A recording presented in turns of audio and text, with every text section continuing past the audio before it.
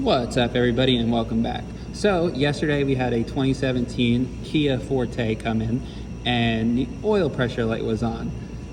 One of the other technicians actually grabbed the ticket and was scanning the car to see if there was any codes in the system for any issues, and there wasn't. Now, you can have an oil pressure light on without a check engine light on. You can also have a check engine light on without the oil pressure light being on. So here in front of me, I have the old oil pressure sensor. So one of the things that I did before I even started checking it out was I gave it a little bit of gas to see if there was any pressure, and the oil pressure light had gone off.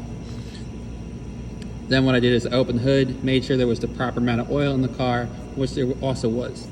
Next step I did was I went underneath and I took the plug or the connector off of the oil pressure sensor. Now, a ton of oil actually came out, which leads me to believe that there wasn't a good connection between the pin that's in there and the actual connector that goes onto this. Now, that's not always the case. You're not always going to have that be as easy to diagnose the oil pressure sensor or the oil pressure switch, if you will.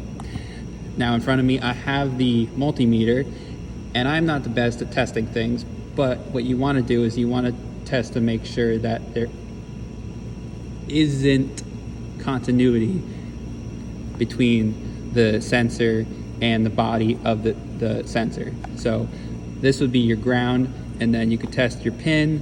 On this one, it said to do 7.5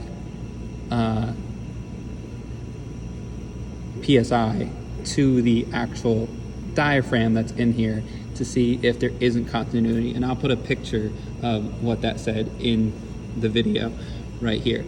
But I was able to diagnose that the sensor was faulty due to it leaking oil out through this side. Now this is where the oil would come through and push on a little diaphragm inside of there. I don't know if you guys can see.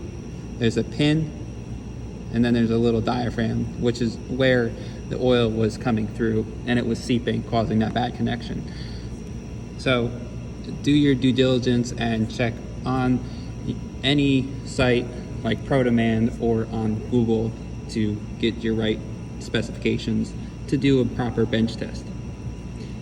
I hope this helps anybody, and I'll see you on the next video. Till next time, deuces.